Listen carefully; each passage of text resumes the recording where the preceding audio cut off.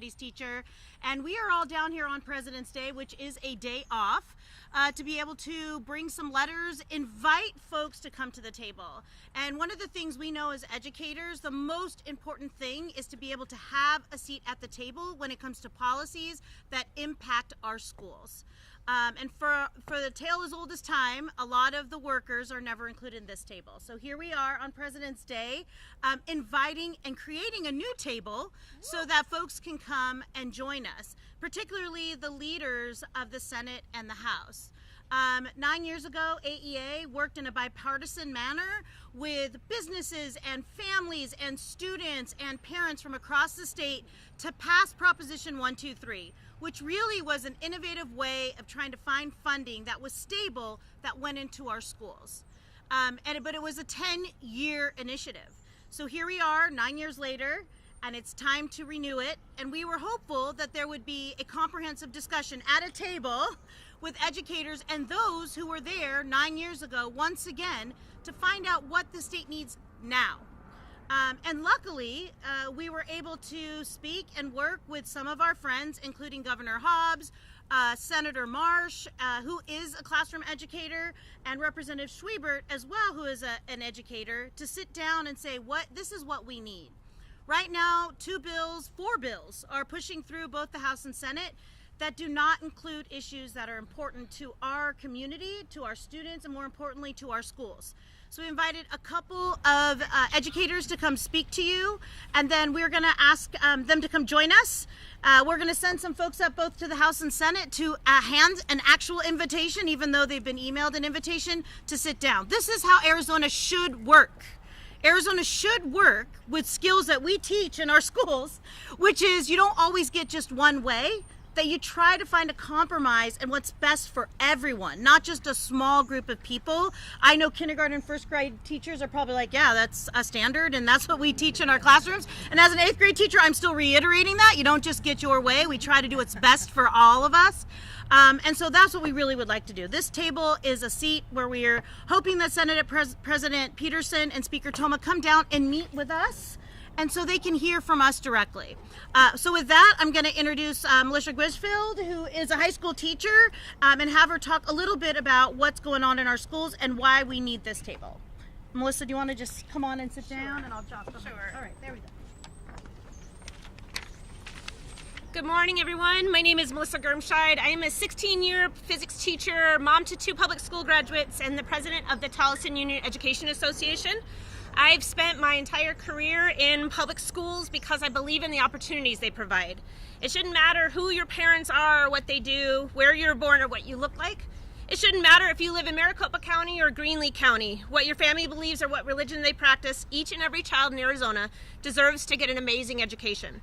Fully funding public schools means not only investing in the opportunities we provide, but investing in the economic future of our communities and our state.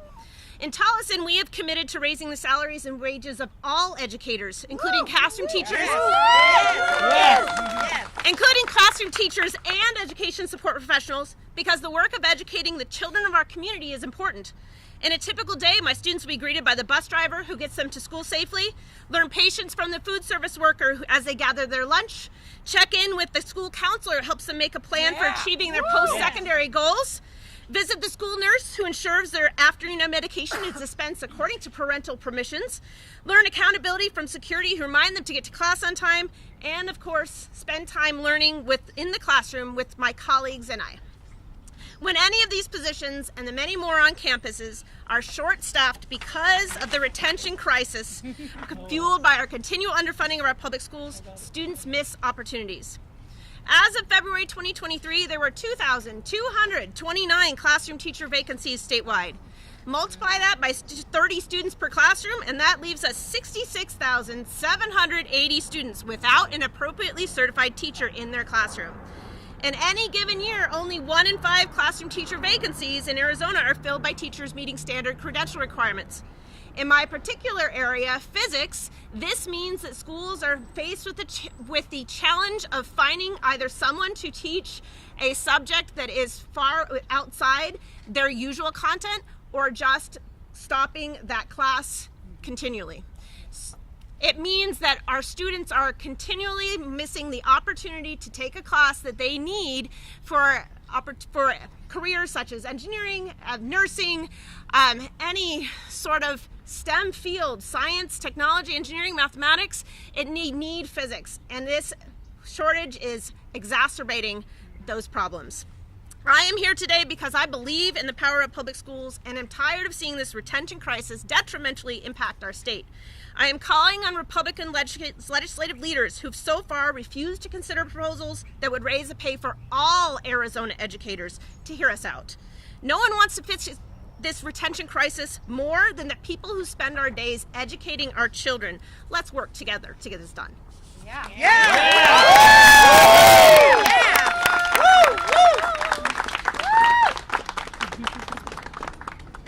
Good morning, everybody. My name is Silvia Vallin Alvarado. I am an office manager for the Chandler Unified School District at an elementary school. I'm an educator for the last 16 years. 3 of my kids have been graduates from a Chandler school, and I am very proud to be a support staff in my district. I've been doing this, and I advocate for all of my support staff and how important it is for support staff to be included in this. Without support staff, the school would not run. Okay, I see it all. I am an office manager, and I need to, sometimes I have many hats. Sometimes I have to help crossing guards. Sometimes I have to be a custodian. Sometimes I have to be a para, because we have so many absences and so many vacancies in paras. Bus drivers. I also got, I was certified to even ride a small bus. I could even do that as my job as well. When we don't have transportation, if there's enough kids that I could, about 15 kids, I could use a little bus. So there's a lot of things that I do because I take pride for my students. So I think without support staff, who will be doing all the plumbing? Who will be doing the AC when the AC or heater's out? Who will be fixing our doors that they don't close correctly? Support staff are huge. Our crossing guards, our paras, our food, nutrition workers, our attendance clerks, office managers. We are all in this together, and without us, our teachers I'm not sure what our teachers will do. Our teachers need us. And we're all in this together, and we need Republicans to look at that. We're all in this together. Yeah. Thank you.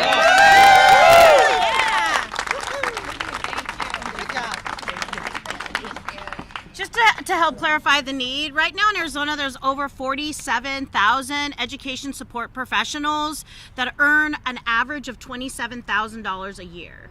So help understand that these are working families in Arizona. Almost 80% of them live and work in the communities that they serve, which means that most of them are parents and grandparents to the kids in the schools, and more importantly, they are almost the base of these communities. My cafeteria worker, I taught her daughter, her husband was a janitorial service at our school. These are part of our families, and most importantly, these are people that are the kind of center of these communities. So this is one part of 1, 2, 3 that we really want to talk about, but there are other parts, and we definitely have been asking and meeting, and will continue to meet to try to find a bipartisan measure that will get to the ballot that all of Arizona can vote for to ensure that our schools have money to keep going. All right, with that, we'll take any questions. Stacy Bartender with the Arizona Republic.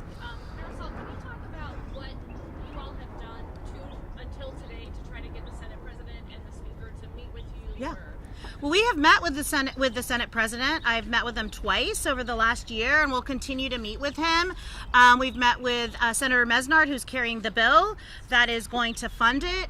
We spoke at committee and met with Mr. Bennett, Senator Bennett, who's the head of the Education Committee in the Senate. We've yet to be able to have any deep conversations in the House, but it's going straight to appropriations. We did meet with Representative Gress, who's carrying the bill there. It's very clear that in their mind, the only people that count in schools is certified teachers. Those are the only people that count. But any one of us who has kids in public schools, talk to your kids. They're going to talk about Mr. Vasquez, who opened the door. They're going to talk about, Miss Jones, who helped at lunch. These kids have relationships with all those people. And if we cannot keep up with trying to have an actual thrivable wage for these folks, they'll leave and go work at Safeway or somewhere else. Representative Gress's proposal calls for the 6.9. I'm Yeah. sure you support the 8.9. How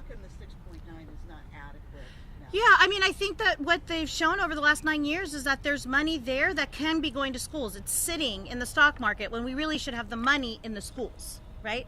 And so that, again, is something we would love to have a conversation about. But nobody spoke to us when the Republican bill was dropped. So we were able to meet with Senator Marsh and Representative Schwiebert and the governor's office to say, what can we put forward? This is part of a conversation, and how good government works is you try to find a place in the middle. And what do you say to Treasury E's argument that the 8.9 will just cut into the corpus?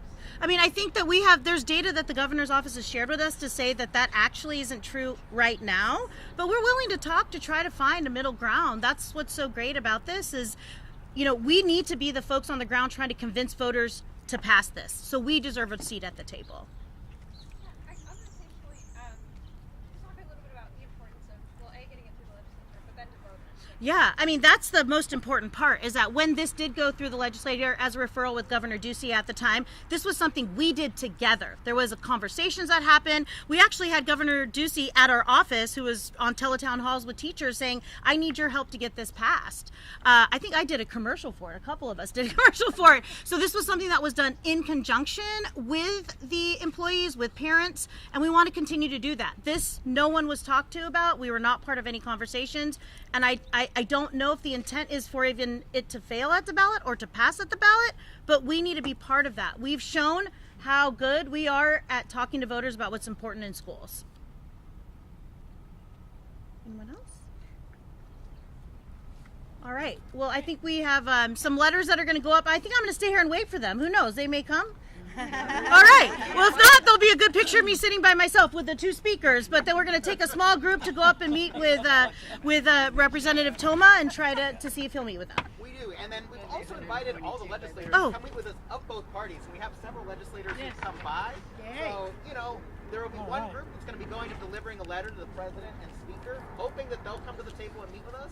But I'd also invite the legislators who are present, if they want to stick around and sit at the table with our members and talk about their proposals and ideas. We would love that and appreciate that. Come on, Senator. Who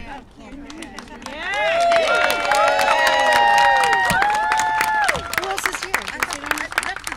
Oh, Representative Gutierrez, are you around somewhere? Oh, there. Oh, there. Rep Villegas. Come on, Rep Villegas. Okay, I thought I saw her walk by. Yeah, I saw. I know Schwiebert will be here. So, Senator Marsh, does your bill meet a lot of the needs that you heard from these two educators? Yeah, our bill definitely meets those needs, and you know, to piggyback on what President Garcia is saying, in 2016 it was AEA, it was Governor Ducey. I was Teacher of the Year at that time through AEF, Arizona Educational Foundation, and did a teletown hall with Governor Ducey. The Chamber of Commerce was on board. Greater Phoenix Leadership was on board. The Cox Communications was on board. The Arizona Manufacturing Council of Central Arizona was on board. The home builders were on board. I mean, I can go on and on. I actually have a list here. And that is what is going to be necessary to get this across the finish line at the ballot. It's one thing to get it through the legislature, but if we don't have a plan to fold in all of those groups that helped get it across the finish line 9 years ago, then this is just a political talking point. Yep. And I've spoken to Greater Phoenix Leadership. I mean, we are desperately trying to pull in some of those stakeholders to come up with a bipartisan agreement. You know, which a bipartisan agreement means that everybody's going to have probably something to grumble about, and everybody's going to have something to celebrate. But that is what's going to happen. We had a lot to grumble about 9 years ago, but you know what? We stood together and we got it done with Governor Ducey, with the legislature, with the Chamber of Commerce, and on and on and on. And that is what it's going to take. And even with all that, it barely passed 9 years ago. So we need that same massive group of stakeholders to be behind this plan. And this is absolutely the first step. We've got to get these folks, President Peterson and Speaker Toma, to come and discuss. Yeah, and not just to talk to me, but to talk to members from throughout the state, all the way from throughout the state who came down here on President's Day. These are the folks that they vote for them. These are the folks that they should be representing. And these are the folks that we want them talking to. And so we're just super excited to come and just remind them that we are always have a table open with lots of chairs, because the more people at the table, the better. And this is the kind of relationship that a real Arizonan would want, right? A variety of people at the table fighting for what's right for working families throughout the state, but more importantly for our kids. If you don't have bus drivers, you don't have students able to go to sports. You don't have kids being able to go on field trips. None of that is available. So we need to be able to fill all these holes. This is one step that we can take, and we need to do it together. Yep. Okay.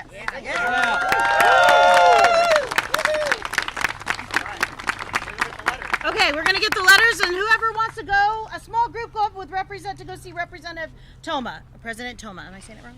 No, you got it. Okay, President Toma. No, Speaker. Okay. Okay, Betty can take some folks up. Okay. Representative Villegas is going to accompany us. Awesome. Yes. All right.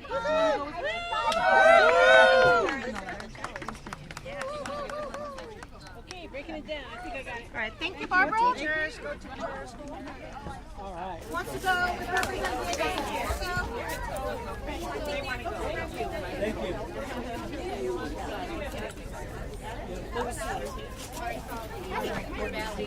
Oh, go. Okay. And then President. Tell Isella. Isella, some Deer Valley teachers want to go up to meet with Tony. Deer Valley. Okay.